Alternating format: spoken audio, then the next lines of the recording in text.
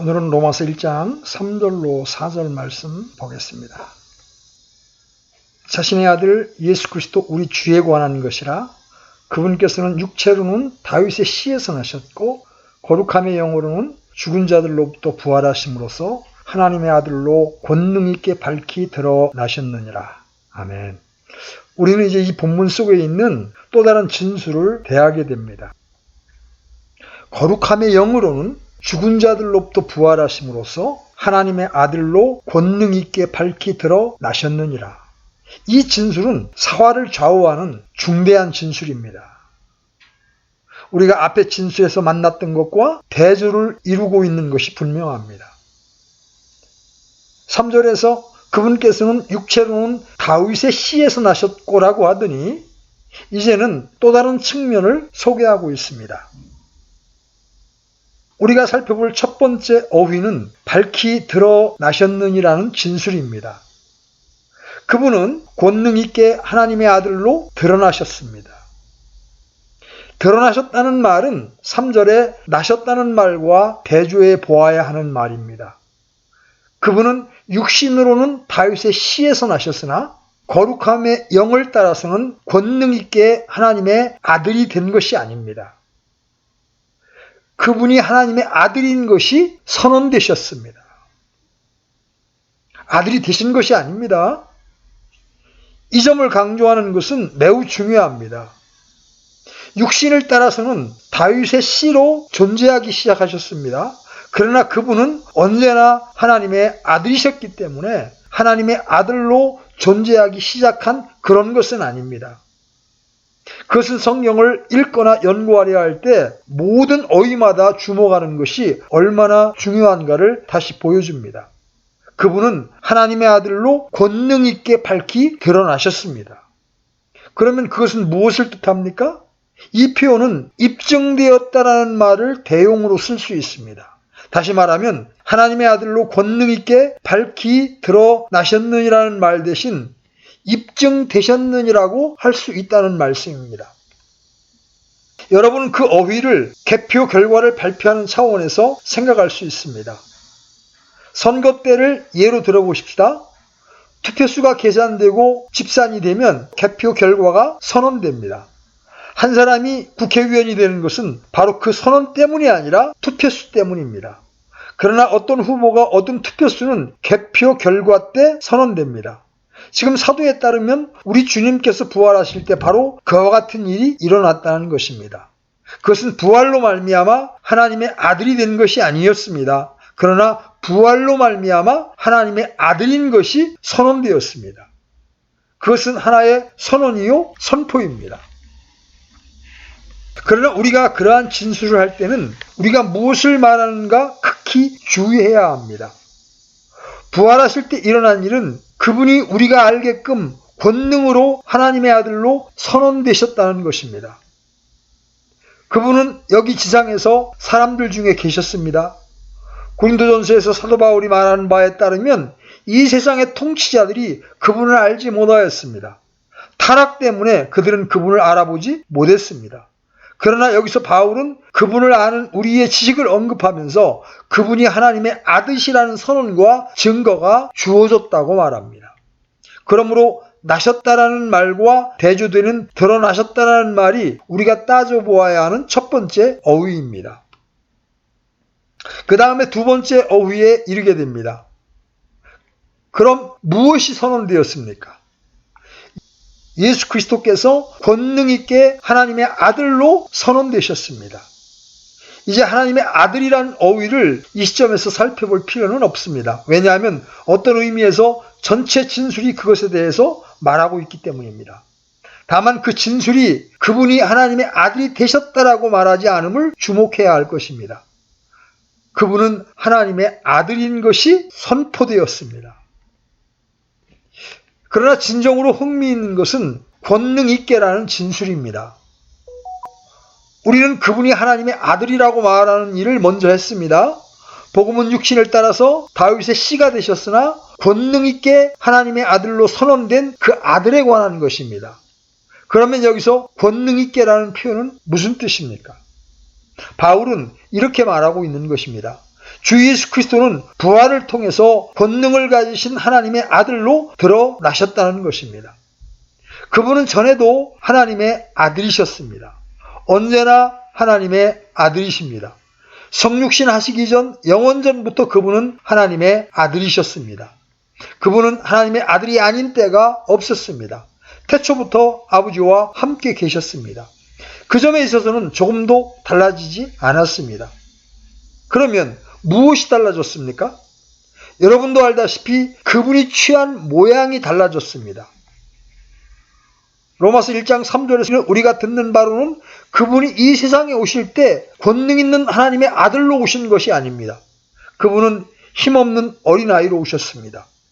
비록 여전히 그분이 하나님의 아들이셨지만 미약하였습니다. 힘이 없었고 다른 모든 아기처럼 돌보아 주어야 했습니다. 그분은 양육과 보살핌을 받아야 했습니다. 모든 아기에게 일어난 일이 다 그분에게도 일어나야 했습니다. 그분은 하나님의 아들이셨습니다. 그러나 권능 있는 하나님의 아들은 아니었습니다. 다시 말하면 그분이 어린아이로 오셨을 때 하나님의 아들의 권능은 육체 속에 가리워져 있었습니다. 여러분은 찰스 웨슬레의 찬송시를 기억할 겁니다. 신성이 육체 가운데 감추어 보이지 않네. 그렇습니다. 그분은 육체 가운데 감추어져 있었습니다. 그러나 사도는 부활로 말미암아 권능 있는 하나님의 아들로 드러나셨다고 말합니다. 그분이 얼마나 권능 있는 분인가를 바로 그 부활을 통해서 인식한다는 말씀입니다. 물론 성경의 다른 곳에서도 그렇게 진술합니다.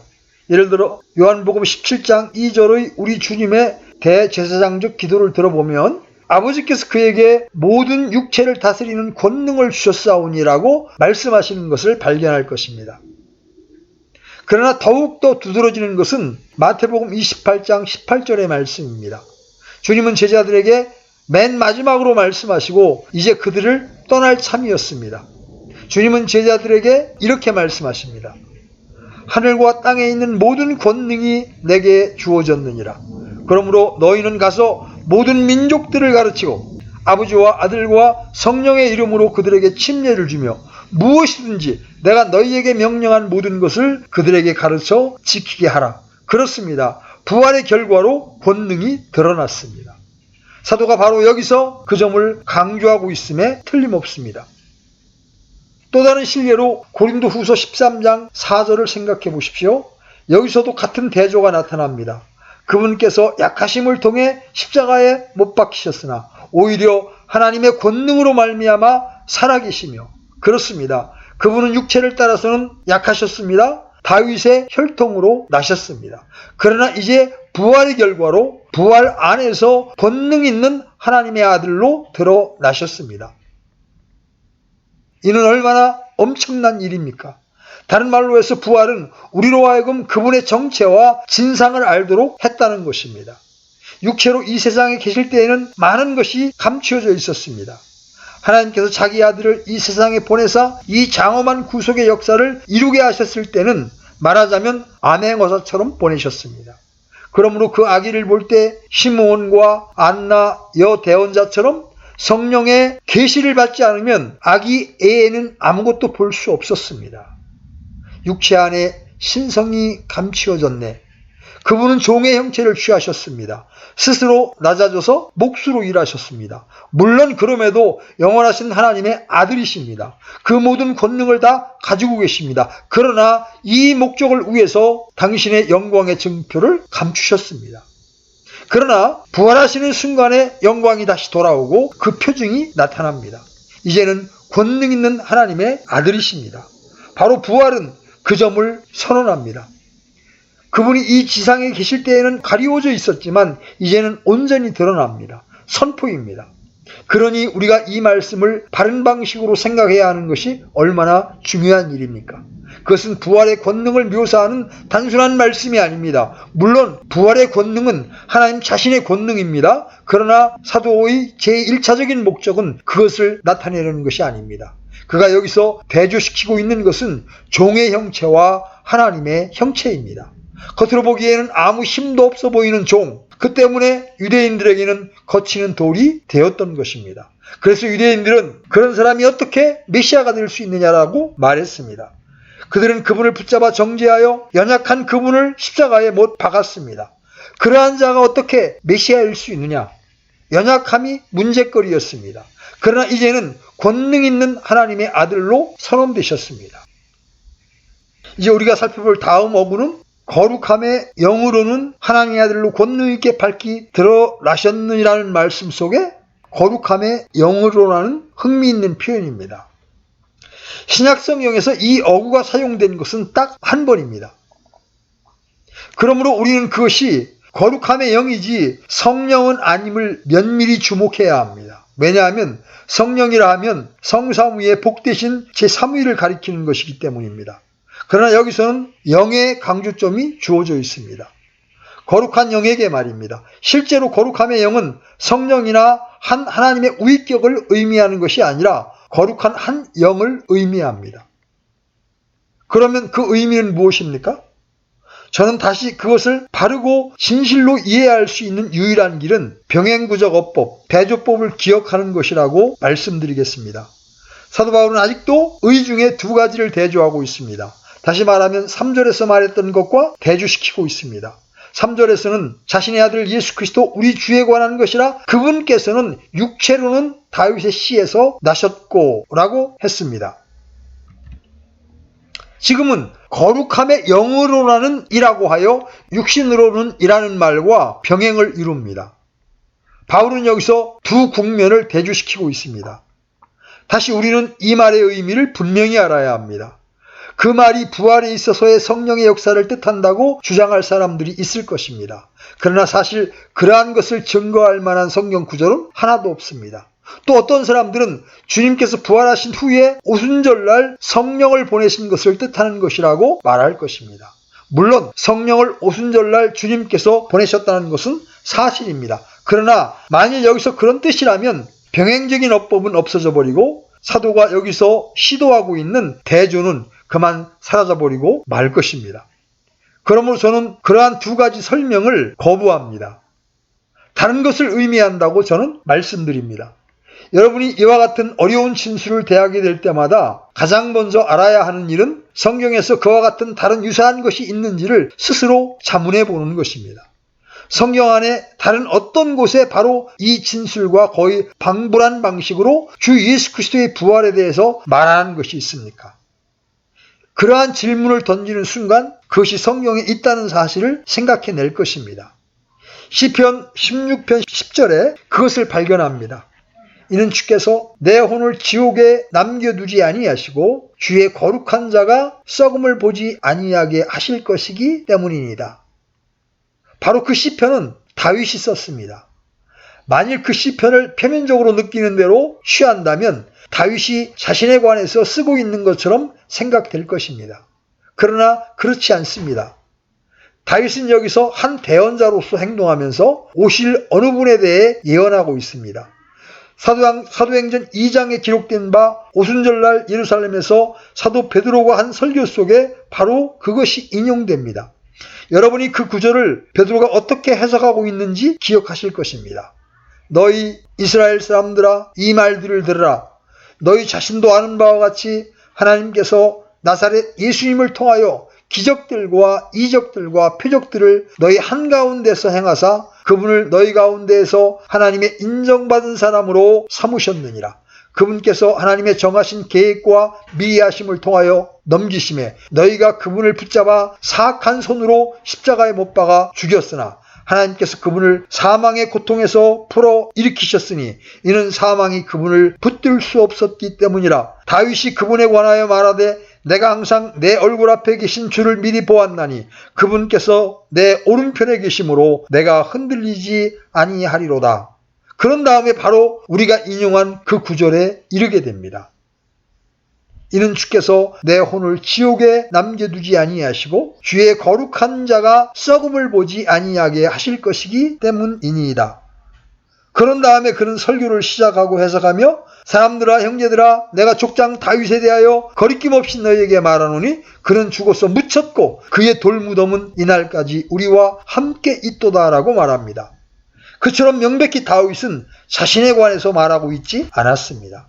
그런즉 그는 대언자이므로 하나님께서 이미 자기에게 서약으로 맹세하사 육체에 따라 자기 허리의 열매에서 그리스도를 일으켜서 자기 왕좌에 앉히실 것을 알았고 또 이것을 미리 보았으므로 그리스도의 부활에 대하여 말하기를 그의 혼이 지옥에 남겨지지 아니하였고 그의 육체도 썩음을 보지 아니하였느니라 하였느니라. 그러므로 사도가 이 로마서 1장 4절에서 행하는 바는 베드로가 오순절날 보다 더 확장된 형태로 설교를 통해 말했던 것을 한 구절 속에 압축시키고 있는 것입니다. 정확히 같은 요점입니다. 그러므로 우리는 이 점을 견고히 붙잡아야 합니다. 그런 다음에 사도 바울이 피시디아 안디옥에서 설교할 때에 정확히 같은 것을 인용한다는 것을 여러분은 아실 것입니다. 사도행전 13장 35절로 36절에 그 설교가 기록되어 있습니다. 그는 성경을 들어 그것을 강론하면서 이렇게 말합니다. 그러므로 그가 또한 다른 시편에서 이르되 주께서 주의 거룩한 자가 썩음을 보지 아니하게 하시리다 하나니. 여러분 여기서 거룩한이라는 말에 주목해야 할 것입니다. 이는 다윗은 하나님의 뜻에 따라 자기 세대를 섬기다가 잠들고 묻혀서 자기 조상들에게 이르러 썩음을 보았으나 하나님께서 다시 일으키신 그분은 결코 썩음을 보지 아니하셨기 때문이니라. 자, 사도 베드로가 오순절날에 말했던 것과 똑같지요? 이 점은 우리가 거룩함의 영으로라는 어구를 어떻게 해석할까에 대한 힌트를 주는 것이 분명합니다. 그러나 제가 생각하기로 대단히 중요하다고 생각되는 또 다른 증거가 있습니다. 고린도전서 15장 45절입니다. 사도 바울은 거기서 그러므로 기록된 바 첫사람은 살아있는 혼이 되었더라 함과 같이 마지막 아담은 살려주는 영이 되셨느니라. 그러면 우리는 이 말이 무엇을 뜻하는 것으로 이해해야 합니까? 이상의 모든 인용구들 속에서 우리가 확실히 알 수 있는 것은 사도가 이 로마서 1장 4절에서 지적하는 요점을 그 인용구들이 다 담고 있다는 것 아닙니까? 그분은 육신으로 우리 주님에게 해당되는 것과 영으로 우리 주님에게 해당되는 것을 대조시키고 있습니다. 육체를 따라서는 다윗의 씨가 되시고 연약해지셨습니다. 영적인 존재로 그분은 권능 있는 하나님의 아들이시고 그것이 부활을 통해서 입증되었습니다. 거기에 대조가 나타났습니다. 다른 말로 해서 우리 주님께서는 육체로 존재하셨습니다. 그분은 영으로도 존재하십니다. 영으로 존재하시는 그분의 존재는 거룩하십니다. 그분이 이 세상에 계실 때라도 그 안에 계신 영은 거룩하였습니다. 그것이 바로 거룩함의 영입니다. 여러분은 바울이 의미하는 것이 무엇인지 아시겠죠? 이것은 인자로서의 주님과 하나님의 아들로서의 주님 사이의 대조입니다. 바울은 이 차이를 육신과 영이라는 용어로 대조하고 있는 것입니다. 그리스도 안에 있었던 영은 거룩함의 영입니다. 성삼 위에 복되신 각 우이들, 그 각 우이들의 영들은 거룩합니다. 아버지의 영도 거룩함의 영이요 성령도 거룩함의 영이십니다. 사도 바울은 그것을 말하고 있습니다. 그분의 거룩함의 영은 하나님의 아들이십니다. 바로 그것이 그분으로 하나님의 아들 되게 하는 것입니다. 여러분이 그렇게 말하면 좋아하실지 모르지만 그분이 하나님의 영원한 아들이시기 때문에 그분의 영적인 부분도 거룩하십니다. 그러니 여기에서 바울이 사용하는 병행어법이 매우 완벽함을 발견합니다. 육신을 따라서는 다윗의 씨가 되셨고 영을 따라서는 거룩한 영을 따라서 권능 있는 하나님의 아들이십니다.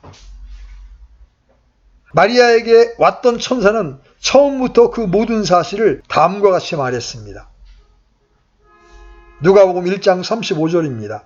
성령님께서 내게 임하시고 가장 높으신 이의 권능이 너를 덮으시리니 그런즉 또한 내게서 태어날 그 거룩한 것은 하나님의 아들이라 불리리라. 여러분은 주님이 언제나 어떻게 불리웠는지 주목하십시오. 거룩한 것이라고 불리우지 않습니까? 주의 거룩한 자로 썩음을 당치 않게 하실 것이미로다. 바로 그것이 그분에 대하여 말하는 방식입니다.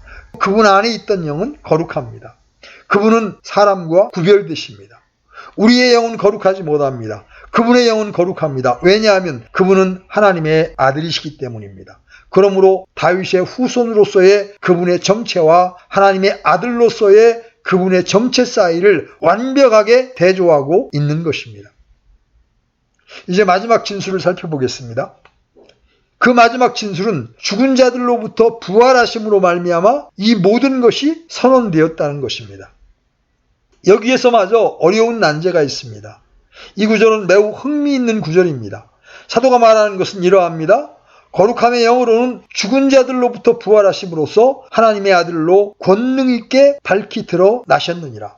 바울은 그분이 죽은 자 안에서 부활하심으로 말미암아 권능으로 하나님의 아들로 인정되셨다고 말하지 않습니다.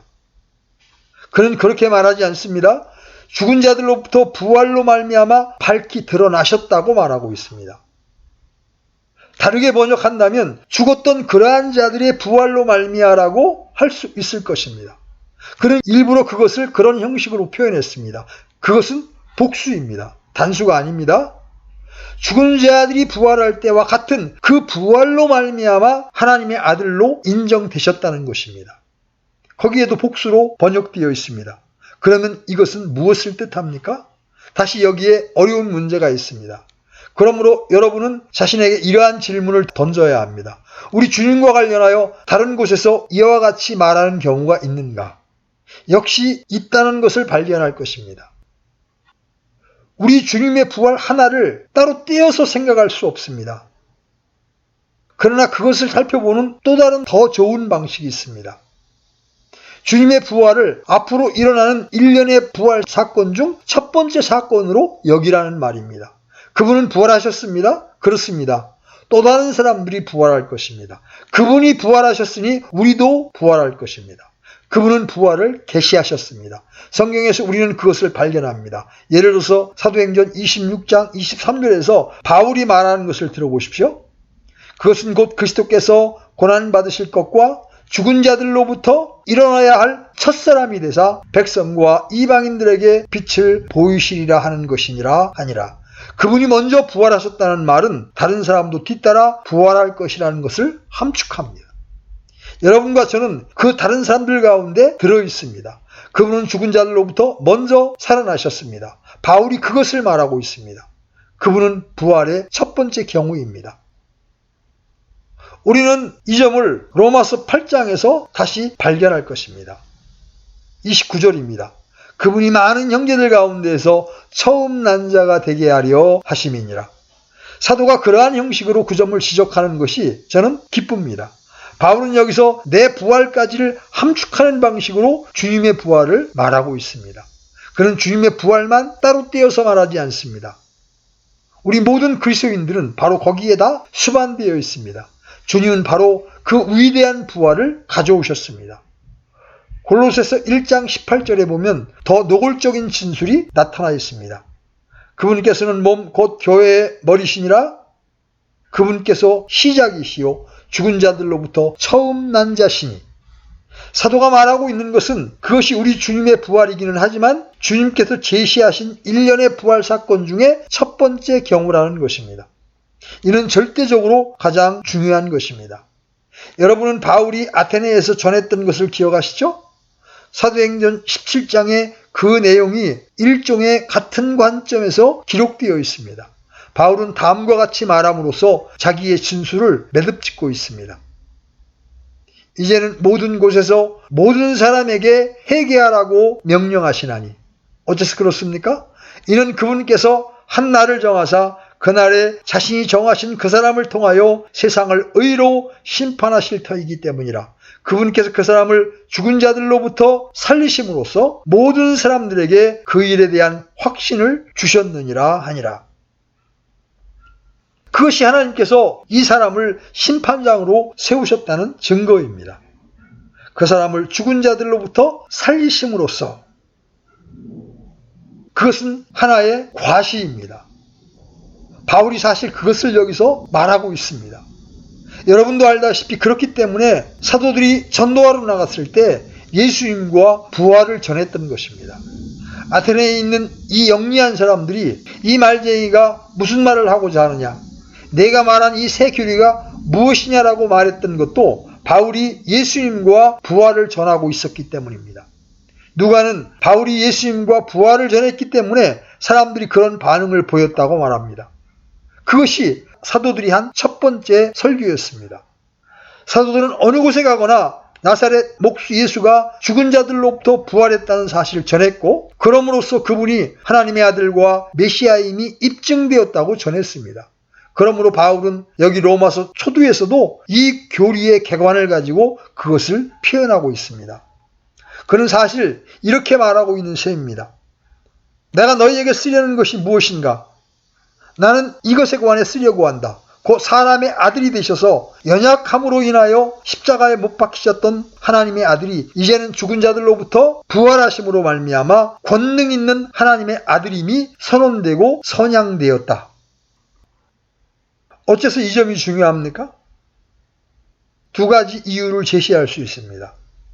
첫째, 부활은 주님께서 친히 하신 모든 주장을 입증하기 때문입니다. 그분은 자기가 하나님의 아들이라고 주장하셨습니다. 부활은 그 점을 입증합니다. 그뿐만이 아닙니다. 그것은 주님께서 자신에 관해서 하신 예언들을 성취합니다.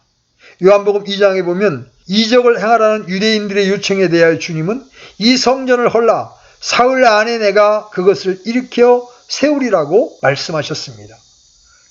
그들은 그 말을 듣고 비웃었습니다. 이 성전을 짓는데 46년이 걸렸거늘 내가 그것을 사흘 만에 세우겠느냐? 얼마나 조롱 섞인 진술입니까? 이 성전을 짓는데 얼마나 많은 세월이 걸렸는데 내 놈이 그래 3일 만에 그것을 세우겠다고? 그들의 영적인 눈멀음 때문에 그들은 주님을 오해했던 것입니다. 왜냐하면 요한 자신은 그분께서 성전인 자기 몸을 가리켜 말씀하셨다라고 말하고 있기 때문입니다. 주님께서는 너희들이 나를 죽인다 할지라도 나는 3일 만에 다시 일어나리라고 말씀하셨던 것입니다. 그대로 되었습니다. 사복음서들을 통독해 나가보십시오. 그리고 제자들에게 따로 자기의 죽으심을 예언할 때마다 언제든지 다시 부활하실 것을 부연한 사실을 주목하게 될 것입니다. 그들은 그 말이 무엇인지를 이해하지 못했습니다. 그들은 주님이 죽는다는 생각만 해도 너무 겁에 질려서 주님께서 다시 살아날 것이라고 말씀하시는 것을 듣지 못했습니다. 그러나 언제나 주님은 그렇게 말씀하셨습니다. 그러므로 그분이 다시 살아나셨을 때 그분의 예언은 이루어진 것입니다. 그분의 말씀의 참됨이 입증되었습니다. 그분의 주장들이 실증되었습니다. 그러므로 이 점이야말로 복음 전체를 떠받치고 있는 기초석입니다. 부활이 없었다면 복음도 없었을 것입니다. 주님께서 여전히 무덤에 계신다면 그분은 결코 하나님의 아들이 아니셨을 것입니다. 그분은 또한 우리의 구세주도 아니었을 것입니다. 그런데 여기 그분이 하나님의 아들이시며 그분으로 말미암아 우리가 구원받는다는 것을 입증해 주는 것이 있습니다. 왜냐하면 그분이 죽은 자들로부터 먼저 사신 자이기 때문입니다. 그분은 무덤에서 부활하신 첫 번째 경우입니다. 어떤 사람은 잠깐만 기다리라고 말하면서 나사로가 있지 않느냐고 말씀하실 것입니다. 그러나 나사로는 전혀 그 주님의 부활을 체험하지 않았습니다. 나사로는 다시 살아나기는 했습니다. 분명히 생명을 다시 되찾았지만 그는 나중에 죽었습니다. 그리고 장사 지낸 바 되었고 그의 몸은 무덤에서 썩었습니다. 나사로는 부활한 것이 아닙니다. 그는 단순히 생명을 되찾은 것입니다. 그것은 부활이 아닙니다. 야이로의 딸의 경우도 마찬가지입니다. 나인성 과부의 아들도 죽었습니다. 사람들이 나인성 과부의 아들을 장사 지내려고 그의 시신을 운반하고 있었습니다. 우리 주님께서 그들을 만나셔서 청년아 내가 내게 이르노니 일어나라고 말씀하셨습니다. 그 청년은 일어나 앉았습니다. 그러나 그것은 부활이 아닙니다. 구약성경으로 돌아가 에녹과 엘리야의 경우를 보십시오. 그들은 죽지 않고 하늘로 옮기어졌습니다. 그러나 그것도 역시 부활은 아닙니다. 왜냐하면 그들은 이런 의미에서 죽음을 보지 못했기 때문입니다. 그러므로 우리 주님은 죽은 자들로부터 가장 먼저 부활하신 분입니다. 그분은 많은 형제들 가운데에서 맏아들이십니다. 그러므로 그분이 진실로 영원한 하나님의 아들이시라는 궁극적인 증거와 선언은 바로 그 부활입니다. 그야말로 중차대한 사실입니다. 그러나 끝으로 저는 이 점에 관하여 한마디 말해야겠습니다. 이 점에 대해서 많은 사람들이 혼란을 겪어왔기 때문입니다. 그러면 부활이 어떻게 그 사실을 선언합니까? 부활을 통해서 정확히 어떤 일이 일어났습니까? 중요한 점은 부활로 말미암아 그분이 하나님의 아들이 되셨다고 진술하지 않고 있다는 것입니다. 그분의 부활의 결과로 하나님의 아들이 된 것이 아닙니다. 그분은 다만 부활을 통해서 하나님의 아들이심이 입증되었을 따름입니다. 다음의 이유 때문에 이 점은 참으로 중요합니다. 어떤 사람들은 불행하게도 아직도 예수께서 신성을 얻어내셨다고 주장하고 싶어하는 사람들이 있습니다. 그는 언제나 신은 아니었다. 그러나 그가 하나님께 온전히 순종하는 삶을 살았기 때문에 그 신성을 얻은 것이다. 그렇게 말하는 것은 사도가 여기서 말하는 것과 절대로 상충됩니다. 그분은 육신으로는 다윗의 씨가 되셨습니다. 부활로 말미암아 권능 있는 하나님의 아들이 된 것이 아니라 하나님의 아들인 것이 입증되었습니다. 어떤 의미에서 그렇습니까? 여러분 시편 2편으로 나아가 보십시오. 그 시편은 이 시점에서 참으로 중요합니다. 그리고 그 시편이 말하는 바를 면밀히 주목하십시오. 왜냐하면 사람들은 그 시편 기자가 사용하는 한마디 말로 인하여 자주 넘어졌고 또 실수를 범하기도 했기 때문입니다. 그러므로 내가 이미 내 왕을 내 거룩한 산 시온에 세웠노라 하시리로다. 내가 칙령을 밝히 보이리라. 주께서 내가 이르시되 너는 내 아들이라. 이날 내가 너를 낳았도다. 이 시편은 또 다른 예언적 시편입니다. 사도행전 13장 32절과 33절에 보면 그것이 예언임을 확신할 수 있습니다. 거기에는 사도 바울이 피시디아 안디옥에서 행한 저 위대한 설교가 기록되어 있습니다. 사도가 그 설교에서 그것을 말하지 않으면 안 되었다는 사실을 볼 때 그것이 예언임을 확신할 수 있습니다. 우리가 너희에게 기쁜 소식을 밝히 알리노니 그것은 곧 조상들에게 약속하신 바로 그 약속을 하나님께서 예수님께서 다시 일으키심으로써 그들의 자손인 우리에게 성취하셨다는 것이라. 그것은 또 둘째 시편 둘째 편에 기록된 바 너는 내 아들이라 이날 내가 너를 낳았도다 함과 같도다. 그 진술이 히브리서에서 2번이나 인용되고 있습니다. 1장 5절과 5장 5절입니다. 사람들은 바로 여기에서 고통을 겪습니다. 사람들은 말합니다. 좋다. 그 시편에 하나님께서 이날 내가 너를 낳았도다는 진술이 있다. 그런데 사도 바울이나 히브리서 기자는 그것이 부활을 언급한다고 말하고 있다. 그러므로 그분이 하나님의 아들 된 것은 부활한 날이라는 뜻이 아닌가. 그때까지는 그는 사람이었다. 그러나 이제 부활할 때 하나님의 아들이 되셨다는 뜻 아닌가. 이날 내가 너를 낳았도다라는 말씀을 그런 식으로 논증합니다. 그러나 제가 볼 때 그것은 큰 실수입니다. 로마서 1장 4절이 그런 의미에서 참으로 중요하고 도움을 주는 말씀입니다. 그 의미는 무엇입니까? 이것은 무엇을 선언합니까? 어떤 의미에서 그분이 부활로 말미암아 권능 있는 하나님의 아들로 드러나셨습니까? 다시 성경으로 나아가 보라고 대답하겠습니다. 요한복음 17장 5절에서 우리 주님의 진술 속에 그 모든 것이 들어있다고 믿습니다. 오 아버지여, 세상이 있기 전에 내가 아버지와 함께 가졌던 그 영광으로 이제 아버지와 함께 나를 영화롭게 하옵소서. 여러분은 그분이 무엇라고 말씀하셨는지 주목하십니까? 그분은 자기를 영화롭게 해달라고 아버지께 구하고 계십니다.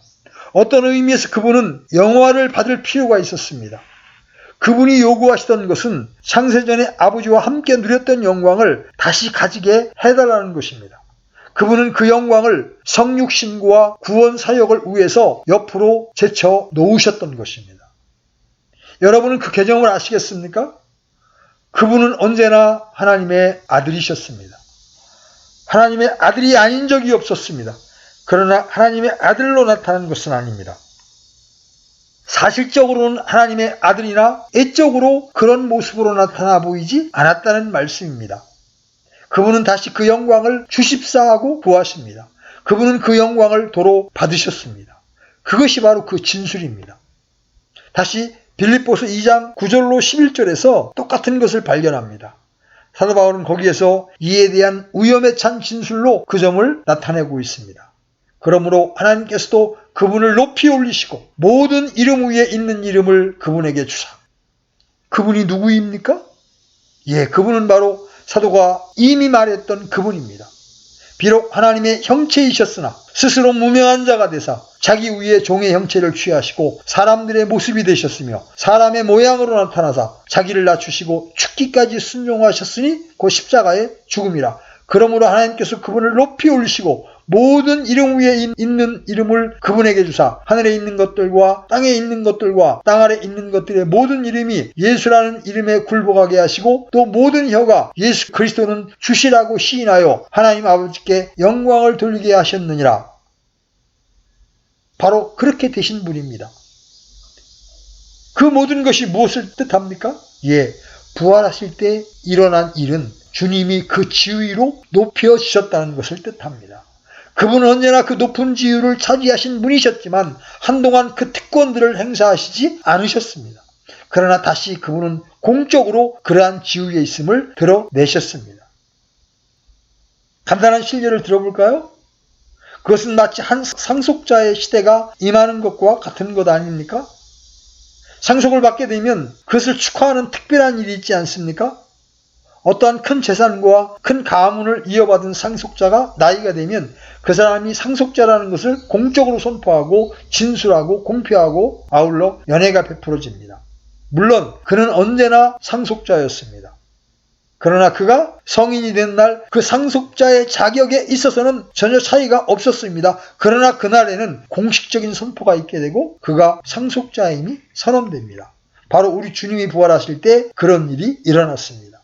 부활하실 때 하나님의 아들이 되신 것이 아닙니다. 절대로 아닙니다. 그러나 사람들과 하늘에 있는 천사들과 땅과 땅 아래에 있는 모든 존재들 앞에 그분이 권능 있는 하나님의 아들로 선포되셨습니다. 차이는 이것입니다. 그분은 성육신하기 전에도 모든 영광을 가지신 권능 있는 하나님의 아들이셨습니다. 그러나 그때에는 사람의 아들이 아니셨습니다. 지금 그분은 사람의 아들이자 하나님의 아들이십니다. 성육신 하시기 전에 그분은 하나님이셨습니다. 그러나 그분이 인성을 취하셨고 영광 속에 우리를 이끄셨습니다. 그분은 능력 있는 하나님의 아들인 것이 선포되었습니다. 그분은 하나님과 사람이십니다. 신인이십니다. 이것은 새로운 것입니다. 말하자면 그분은 중보자로서 높임을 받게 되었습니다. 그분은 힘있는 선언으로 말미암아 세워지셨습니다. 그렇게 표현하면 좋을지 몰라도 취임하여 섰습니다. 바로 그런 일이 주님이 부활할 때 일어났습니다. 그러므로 사도는 필연적으로 바로 이 점을 강조하고 싶어하고 강조하는 것이 기뻤습니다.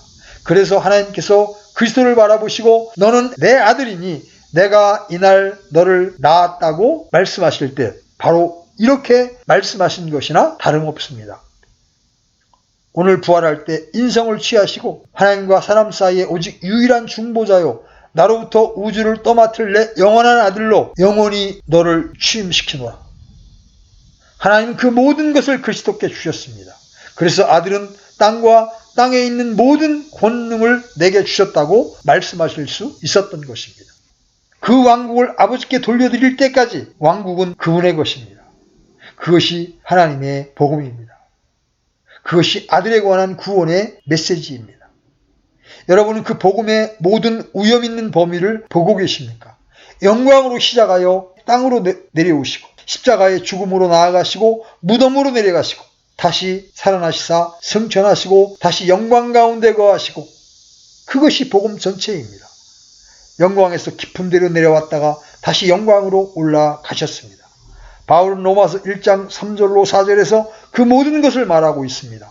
다윗의 아들 예수 그리스도 우리 주에 관한 것이라 그분께서는 육체로는 다윗의 씨에서 나셨고 거룩함의 영으로는 죽은 자들로부터 부활하심으로써 하나님의 아들로 권능 있게 밝히 드러나셨느니라.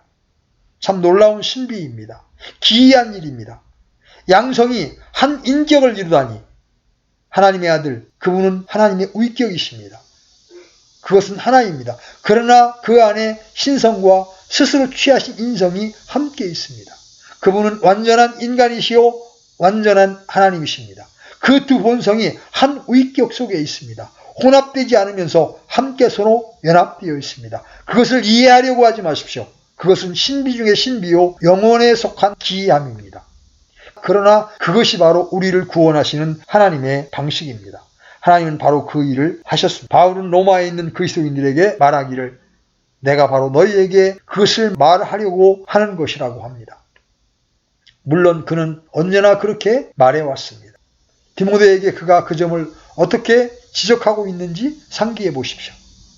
논쟁의 여지 없이 하나님의 성품의 신비는 위대하도다. 하나님께서 육체 안에 나타나시고 성령 안에서 의롭게 되시고 천사들에게 보이시고 이방인들에게 선포되시고 세상에 믿기시고 영광 속으로 올려져서 영접을 받으셨느니라. 영광에서 영광으로 다시 돌아가시는도다. 그러나 그분이 이 땅에 계실 때는 어떠하였습니까? 그분은 위대한 구원을 이루시고 성취하셨습니다. 우리는 그분으로 말미암아 하나님과 화해하게 되었고 율법의 요구를 거스려 의롭다함을 얻게 되었습니다. 그것이 로마서의 주제입니다. 여기서 우리가 다루고 있는 것이 가장 중요한 것입니다. 하나님의 아들의 인격, 그분이 구원을 위해서 행하신 일, 그것이 가장 중요합니다. 하나님께 감사하게도 그분은 다시 영광으로 돌아가시고 모든 원수들을 이기셨습니다. 사망과 지옥과 지옥의 지배자, 마귀 등 모든 원수들을 다 이기셨습니다. 그분은 보좌에 앉으셔서 그 원수들이 자기의 발받침이 되기까지 기다리고 계십니다.